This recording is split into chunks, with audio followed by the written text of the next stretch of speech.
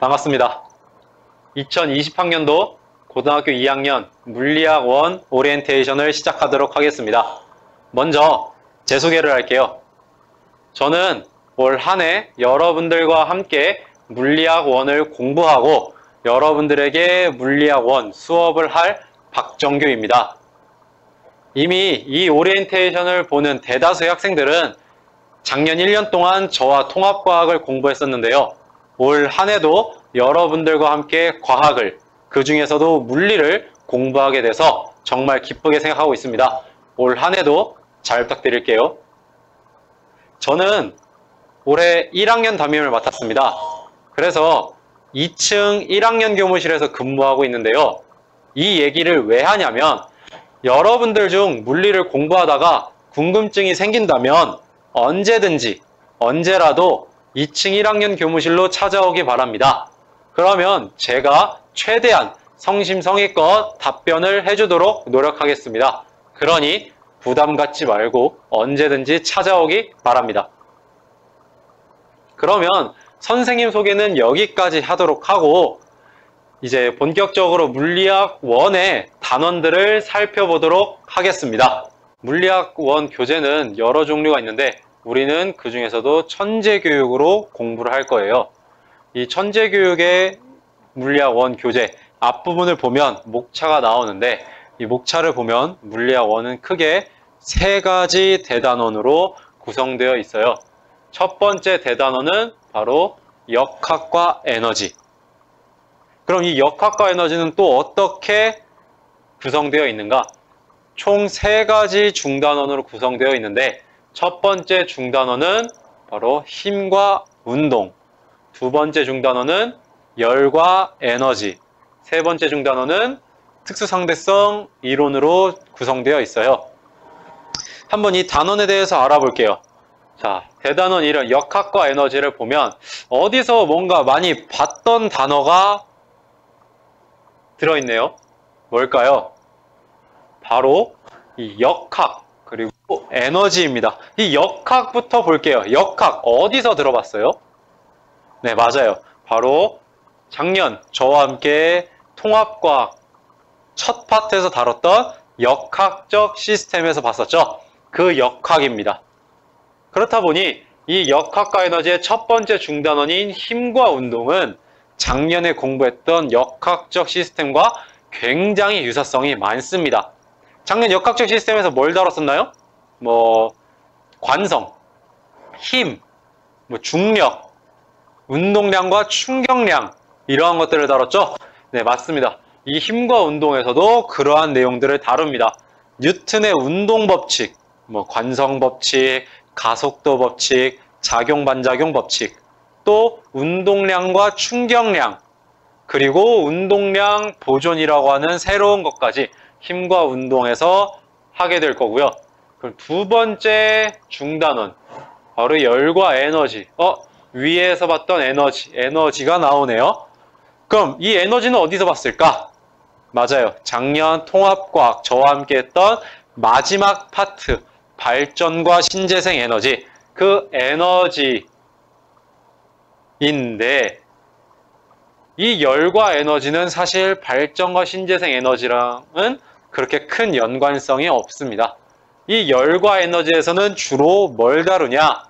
바로 역학적 에너지와 역학적 에너지의 보존, 포텐셜 에너지, 탄성 포텐셜 에너지 이런 것들을 다루고요. 또 연력학 법칙, 연력학 1법칙 등등을 다룹니다. 내부 에너지, 기체가 한 일, 이러한 것들을 하게 되겠죠. 그리고 열기관, 열효율 이러한 것들을 열과 에너지 단원에서 하게 됩니다. 마지막 세 번째, 특수상대성 이론. 요거는 다들 한 번쯤은 들어봤을 거예요. 이 내용은 비록 아직 모르는 친구들도 많겠지만 이 상대성 이론이라는 것은 한 번쯤은 다들 들어봤을 거예요. 바로 어떤 학자가 떠오르나요? 네, 맞아요. 바로 아인슈타인입니다. 2009 개정교육과정, 즉 이전 물리 1에서는 상대성 이론 파트에서 특수상대성 이론과 일반 상대성 이론을 다 다뤘어요. 하지만 이제 여러분들이 공부하는 2015 개정교육과정에서는 특수상대성 이론만 다룹니다. 여기서는 시간 팽창, 길이 수축, 질량 에너지 동등성 이러한 내용들을 공부하게 될 겁니다.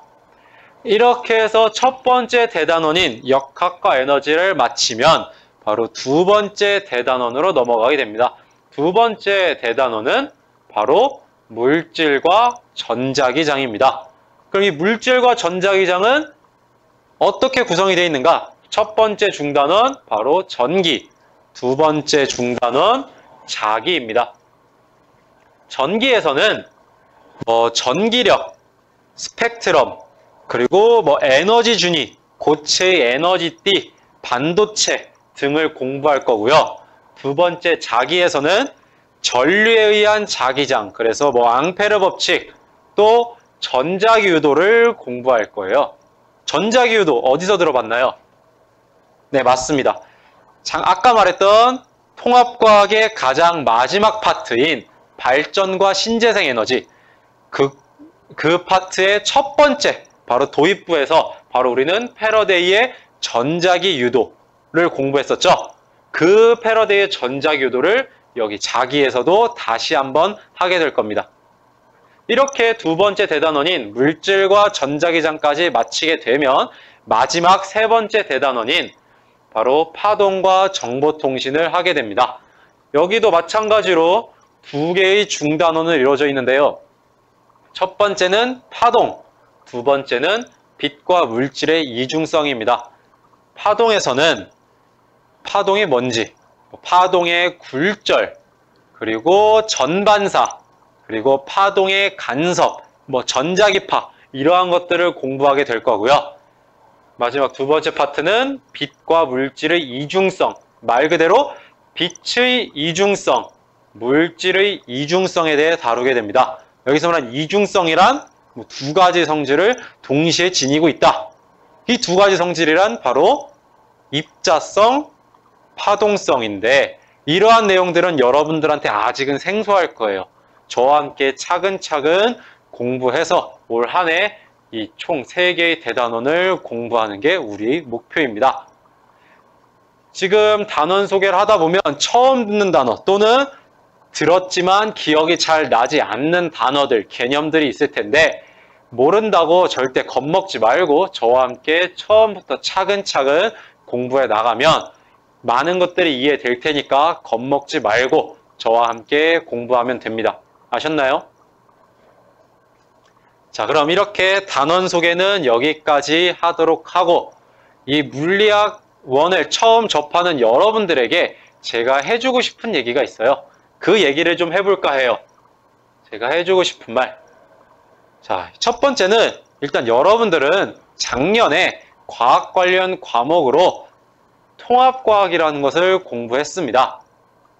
근데 이제는 아마 이 통합과학, 통합적으로 배우는 게 아니라 이걸 좀 더 세분화해서 총 4가지의 학문으로 공부하게 될 거예요. 첫 번째는 물리학 1, 두 번째는 화학 1, 세 번째는 생명과학 1, 그리고 마지막 4번째는 지구과학 1. 물론 이 4가지를 다 공부하는 친구도 있겠고 또는 선택한 과목에 따라 몇 가지만 공부를 하는 친구도 있을 거예요. 하지만 이 강의, 이 오리엔테이션을 듣고 있는 친구들은 아마 여기 빨간색 글씨로 쳐진 물리학 1을 다 선택한 친구들이겠죠. 이 물리학 1을 저와 함께 특별한 일이 없다면 올 1년 한 해 동안 같이 하게 될 겁니다. 두 번째, 개념 대 문제.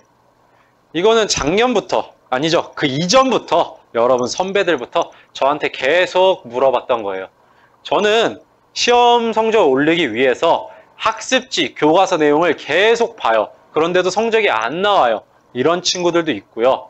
또는 저는 문제를 많이 푸는데도 계속 새로운 문제만 만나면 계속 틀려요. 뭐가 잘못일까요? 이렇게 묻는 친구들이 많습니다. 자, 이 둘 중에 어디에 좀 더 초점을 둬야 할까? 이거를 많이들 궁금해 하는데, 자, 물리를 공부하는 친구들, 더 나아가서 과학을 공부하는 친구들에게 중요하게 해주고 싶은 얘기입니다.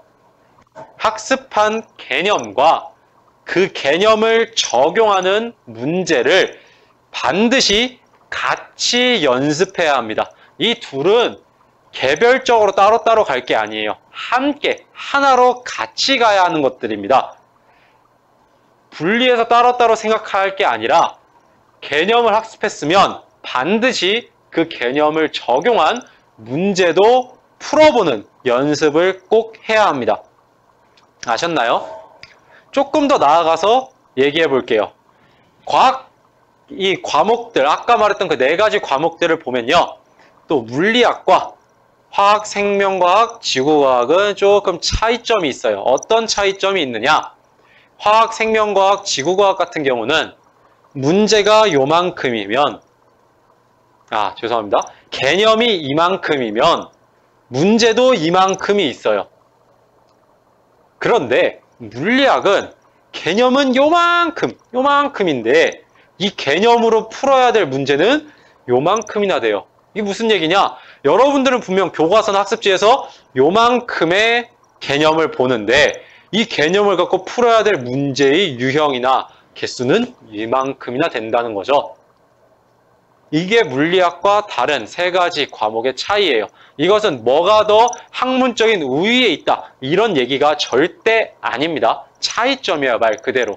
그렇다 보니 과학 공부, 특히 물리학 같은 경우는 개념을 공부했으면 반드시 이 개념들로 적용해서 푸는 이 많은 문제들을 꼭 한번 풀어봐야 한다는 겁니다. 반드시 이 둘을 같이 하기 바랍니다. 이 둘은 대립적인 관계가 아니에요. 일심동체라고 생각하면 됩니다. 자, 마지막으로 하고 싶은 얘기, 해주고 싶은 얘기는 바로 반복 대 새로운이에요. 이게 무슨 얘기냐? 한 문제를 반복적으로 푸는 게 좋을까요? 아니면 한 문제 풀었으면 새로운 문제를 또 찾아서 푸는 게 좋을까요? 이것 역시도 앞에 개념과 문제에서처럼 전혀 대립적인 관계가 아니에요. 둘은 같이 가야 하죠. 다만 여기선 조금 추가적으로 얘기를 해주고 싶은 게, 일단 여러분들이 물리학을 처음 공부할 때는 조금 반복에 좀 더 초점을 두기 바랍니다. 새로운 것만 찾는다고 당연히 새로운 문제를 푸는 것도 좋겠죠. 하지만 여러분들 아셔야 할 게, 매 모의고사나 매 시험, 또 여러분들이 고등학교 3학년 졸업할 때쯤 만나게 될 수능에서조차 항상 새로운 문제는 만나기 마련입니다. 새로운 문제를 푸는 것도 좋지만 처음 연습을 할 때는 이 개념, 공부한 개념을 이 문제에 어떻게 적용하는가, 개념을 적용하는 방법, 그리고 그걸 지속적으로 적용하면서 본인만의 문제를 푸는 스타일, 방법을 연구하고 연습하는 게 중요합니다. 즉, 처음에는 한 문제를 또는 하나의 문제집을 계속 반복해서 푸는 거를 추천드릴게요. 그 다음에 새로운 유형의 문제들을 풀어도 전혀 늦지 않습니다. 그러니 이 둘 모두 중요하지만 처음 연습할 때는 좀 더 반복적인 문제풀이, 같은 한 문제를 여러 개념들로 계속 반복적으로 풀어보는 연습을 하는 걸 추천드릴게요. 자, 이렇게 해서 제가 여러분들에게 해주고 싶은 얘기는 끝입니다. 마지막으로 여러분들이 수업 중 지켜줬으면 할 점에 대해서 얘기하고 오리엔테이션 마치도록 하겠습니다. 자, 수업 중 지켜줘야 할 점, 크게 4가지인데요. 첫 번째, 수업 시작하면 자기 자리에 앉아있기. 물론 지금은 원격 수업이다 보니 제가 여러분들이 일일이 자리에 앉아있는지를 체크할 수는 없어요. 하지만 이 자리에 앉는다는 의미가 뭘까를 생각해 보기 바랍니다. 내가 이 수업을 이제 듣겠다, 내가 이 공부를 시작하겠다라는 거잖아요. 그 전에 다른 해야 할 일들이나 잡일들을 미리미리 끝내고 자리에 앉아서 이제 공부를 시작하겠다는 마음으로 시작을 한다면 좀 더 잡생각이나 좀 주의가 산만해지는 일이 아마 없을 거예요. 원격 수업에서도 꼭 수업 시작할 때 자기 자리에 앉아서 마음가짐을 새롭게 하길 바랄게요. 두 번째, 교과서 학습지 필기구 챙기기. 이거는 당연한 얘기라서 따로 부가 설명하지 않을게요. 당연한 얘기죠. 공부를 하기 위한 준비. 세 번째, 자신의 과제와 모든 활동에 적극적으로 참여하기. 제가 수업 중 과제를 내준다거나 또는 학습지를 채워봐라 이러한 활동을 시키면 그것에 적극적으로 참여하기 바랍니다. 작년 통합과학 시간에도 제가 학습지 채우는 걸 되게 강조했었는데 여러분들이 꼭 직접 한번 채워보기 바랍니다. 또는 이 과제, 내준 과제들을 꼭 스스로 한번 해보기 바랍니다. 처음엔 이거 하나 안 한다고 뭔가 큰 차이가 나겠어? 라고 생각할 수도 있고 당장에는 유의미하게 큰 차이가 안 날 수도 있어요. 하지만 이런 거를 적극적으로 참여하고 안 하고가 결국 반복되다 보면 나중에는 정말 큰 차이가 발생할 것입니다. 그러니 꼭 자신의 과제와 모든 활동에 적극적으로 참여하기 바랍니다. 마지막 네 번째, 예의를 지키기. 제가 엄청 강조하는 말이죠. 서로에게 예의를 갖추고 수업에 참여하기. 여기서 서로란 저, 선생님과 여러분, 학생들입니다. 저 역시 여러분들에게 예의를 지키고 존중하고 배려할 테니 여러분들도 저한테 예의를 지키고 존중과 배려를 보여주세요. 그러면 작년처럼 올 한 해도 굉장히 행복하고 즐거운 수업이 되지 않을까 저는 생각합니다. 자, 이상으로 2020학년도 고등학교 2학년 물리학 1 오리엔테이션을 마치도록 하겠습니다. 감사합니다.